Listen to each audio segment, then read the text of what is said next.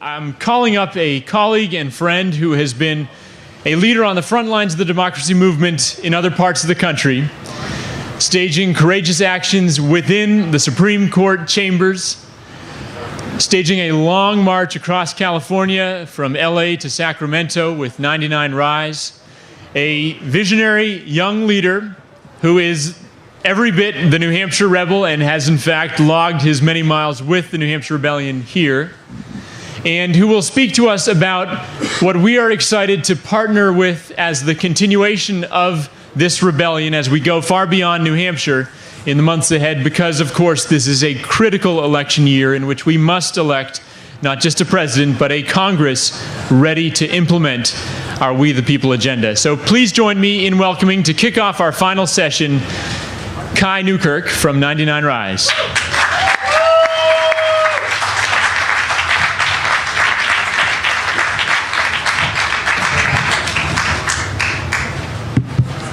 How's everybody doing?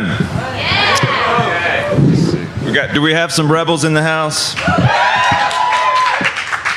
You know, I came up here from DC. I wanted to see some rebels, so that's good to know.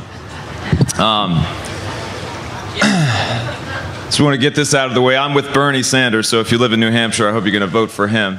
But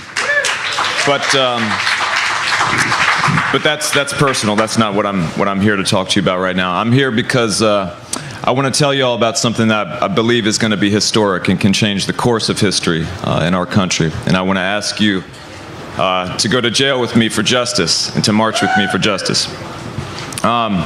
But first I want to say it's an honor to speak after Marianne. She's a new friend and an inspiration to me. Yeah, another round for her. It's good to be here for me on a Sunday because this is kind of a church for me, right? We are a community that's brought together by a sacred cause, a belief in the fundamental equality of persons, that no matter the circumstances of our birth, no matter our class, our race, our sex, anything about us, that we are entitled by birth to an equal voice, an equal say in our government, and thus an equal ability to create the rules by which we live in a society that gives us an equal chance to fulfill our God-given potential.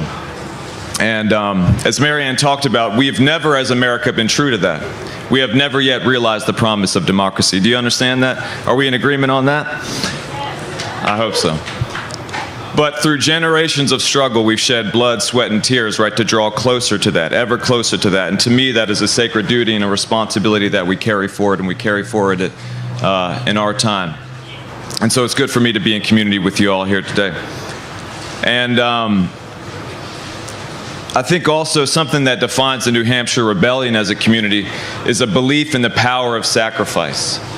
A belief in the necessity and the power of personal sacrifice, collective sacrifice for the common good.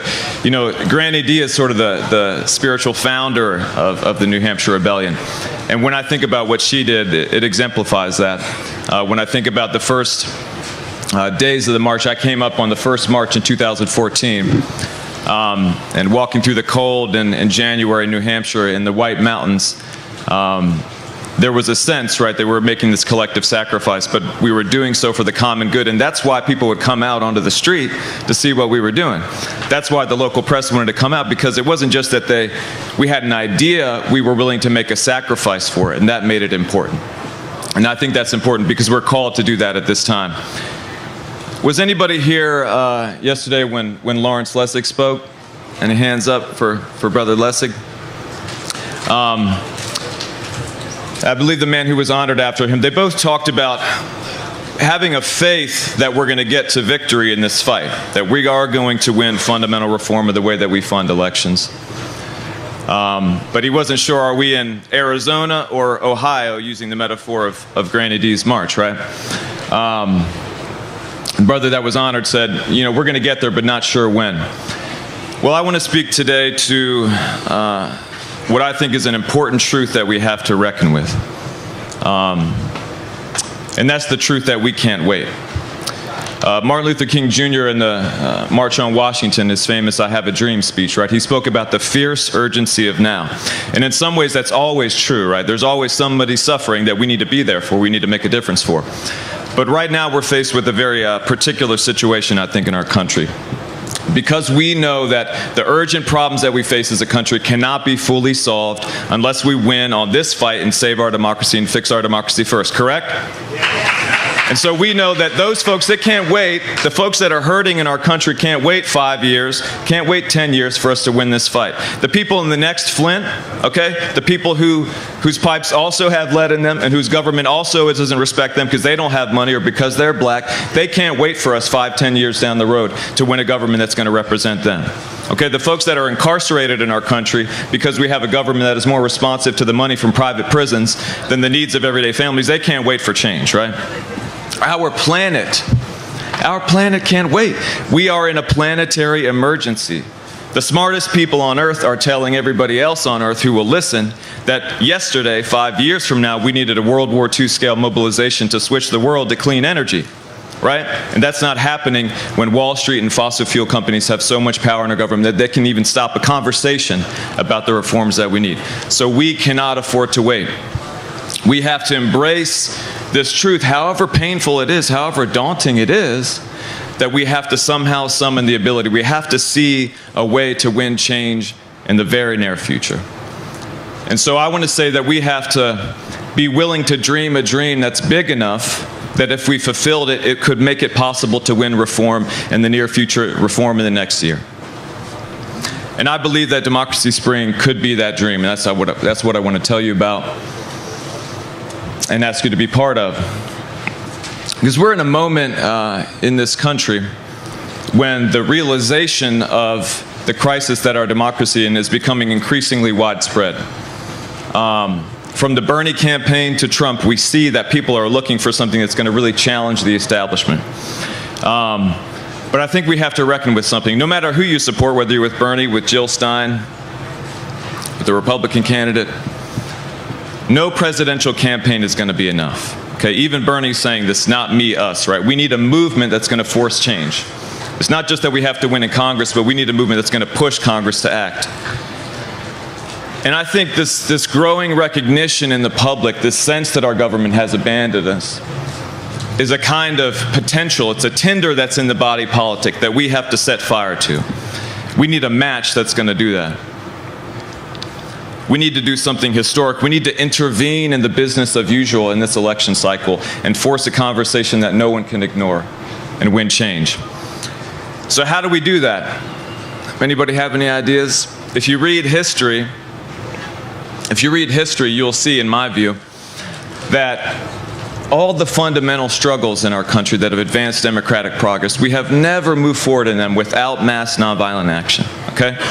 Let's talk about slavery, talk about the abolition movement. Let's talk about women winning the right to vote and the women's suffrage movement, people that put their bodies and their freedom on the line. Let's talk about the early union movement that won the right to an 8-hour workday, a 40-hour work week, the right to have a union. Let's talk about the civil rights movement. Every fundamental struggle, unless people were willing to take this kind of step, we did not advance forward. So why would this fight be any different? Why would this fight be any different? We have to learn from history and apply those lessons today. And so this is our time, and we have to be willing to step up. So this April, we're going to do something that's going to be historic. And I want to ask you all to march with me. I want to ask you to be willing to go to jail for justice with me. This is going to be one of the largest civil disobedience actions in the history of this country and in this generation. And it's going to start on April 2nd, 55 days from now, in Philadelphia. That's right. In the spirit of the New Hampshire Rebellion, in the spirit of Granny D, in the spirit of the Selma to Montgomery March, in the spirit of the Farm Worker Pilgrimage, 1966, Cesar Chavez, Dolores Huerta, we're going to march. We're going to start in Philadelphia. We're going to gather at the Liberty Bell, which is symbolic, I believe, of our aspirations to democracy as a people. We're going to gather there. There will be people from all across this country. And we're going to issue a simple demand to Congress. that they listen to the vast majority of the people in our country and take immediate action to end the corruption of big money in politics and ensure that we have free and fair elections that give everyone an equal voice regardless of wealth. That's a simple demand, right? Yeah. That's just saying to them that they have to do their jobs. We have to remember that despite the low expectations that we have of a corrupt Congress, especially with this unfortunate present Republican leadership, that their job is to actually do our will and listen to the people. And there's a clear supermajority in this country that wants action on this right now, and they should do that job. And so we're going to call on them to do so. And we're going to point to 4 bills that are on the table right now, steps that they could take that would make a fundamental difference, that would make significant change. But we're not just going to do a dramatic petition, okay? We're not just going to stand up there and say it instead of clicking, sending our email in, right? We're going to be willing to do more than that. We're going to say we're going to march. We're going to walk 140 miles, 10 days, down to D.C., and we're going to make it clear that when we arrive on April 11th, if Congress has not come to its senses and listened to the people and taken action, we will have no choice but to sit in and reclaim the people's house in a mass nonviolent sit-in. And I'll tell you, that's right. That's right. This guy's going to be with us. And we're going to give Congress a choice. Okay, you can listen to the people, you can do your job, or you better be prepared to send hundreds and thousands of American citizens, patriotic defenders of democracy, to jail day after day. And we are going to sit in for at least a week every day on the grounds of the Capitol, in the Rotunda, in the Visitor Center, in the offices, every day, simply putting our bodies in the way of this system of corruption and saying, it might carry on, but not without my resistance. I'm here to reclaim the people's house. You're going to do your job, or you're going to have to send me to jail. And if, brothers and sisters, my friends, if they are sending hundreds of people, thousands over the course of those days to jail, the attention of our country and even the world potentially will be focused on this problem as never before. Imagine, do you remember Wisconsin in 2011? Anybody remember what was happening there when people were sitting in? Anybody ever heard of something called Occupy Wall Street? Yeah. There would be no Bernie Sanders campaign if it wasn't for Occupy Wall Street.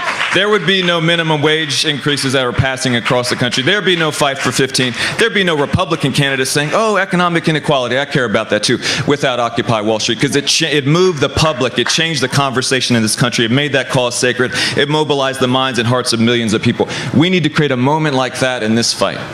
And this will be that moment. And when we do that, in the middle of a hotly contested presidential primary, right? In the middle of this election, not the year before, but in the middle of it, it is going to create a moment in this country that can shift the future, that will focus the attention, the hearts and mind of the people in our nation on this problem like never before, that will focus on the crisis of this corruption, not just as something you get asked about in a poll.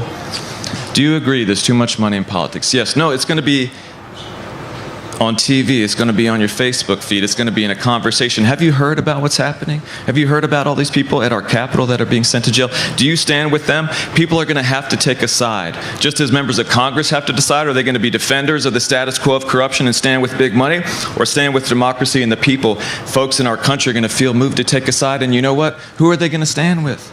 They already know what they believe about this issue. And when we are nonviolent and we lead with our hearts and we stand in the tradition of the civil rights movement, they will stand with us, and we will awaken the sleeping giant of folks in this country in the middle of this election and force this fight, force this question into the heart of this election narrative and make it a referendum on whether we're going to have a democracy or a plutocracy in this country. And I know that the people will stand with us, and that's a referendum we can win and make a mandate for reform in 2017. Do you believe that? Because I'll tell you, if you're not sure whether you believe it or not, you better come up with a better idea, because we need to dream a dream big enough that can open the way to reform. We need to have a plan. We can't wait. We can't wait for 2020 and the redistricting and hope, oh, maybe we can take Congress back or something like that. No. We need to have a way to stand up now and change the course of history, right? And when people face moments like this in the past, these are the kind of choices that they made. These are the kind of steps that they took. And when I stand up here and invite you to be part of this, I'm not doing so alone, okay? There are almost 2,000 people who've already pledged that they will risk arrest and stand with us in Washington, D.C., across this country. Some of them are your friends and heroes: Lawrence Lessig, Cenk Uygur from the Young Turks, Ben Cohen from Ben & Jerry's and Stamp Stampede, Zephyr Teachout. Anybody heard of Mark Ruffalo, the actor? The Incredible Hulk is with us. Gabby Hoffman, the actor. Leaders from the millennial movements that are leading the fight for justice in our country. Carlos Saavedra, a leader in the immigrant rights movement. Cosecha, Umi Sela from the Dream Defenders.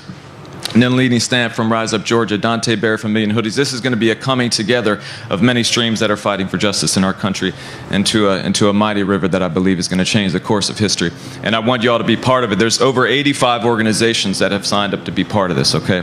A coalition is coming together, and we have allies that are planning a large permitted rally to conclude all this on the 17th, on that Sunday in D.C. Many other organizations in a democracy awakening are coming together. So if you've been dreaming, right, about what it could look like and what it would mean for us to be able to overcome the sense of frustration and resignation that we often face in this fight, if we could do something that would waken people's hearts up, right, that would make this a conversation that was burning in people's minds, right, that would inspire people to hope and to feel empowered that we could stand in the way of this corrupt system and stop it in its tracks and force them to respond. Even in this case, if we don't expect Congress is going to pass any bills, don't think that we're crazy in planning this, although we will celebrate that miracle, okay? And we'll say, great, we showed up in D.C. and you did the right thing. All right, let's have a party. Come on, shake my hand, Paul Ryan. I believe in the redemptive potential of every person, right? That's one thing I get from Marianne. But we're not going to be naive either. We're not going to be naive. We can't afford that. And so there's a victory whether they act or not, because if they don't and they refuse and they send everyone to jail in the largest civil disobedience in a generation in a country, a generation in our country, it will send an unmistakable message across this country, okay? That this corruption is real, okay? That it's entrenched, that Congress, rather than responding, would send people to jail, that solutions are on the table, okay? And that we need a new Congress that will act, and that there is a movement rising in this country that will demand it no matter what it takes, okay? And when we send that message, it will change everything, and we will be able to rock this election and create a mandate and build a movement that can enforce that mandate and win reform in 2017 or the near future. I believe that's possible. And so I want to ask you to join me and say that I know this won't be easy, right? You know, we don't have any illusions. I know that it's scary. Has anyone ever gone to jail for justice before in this room? There's a few hands. All right, let's give it up for those people.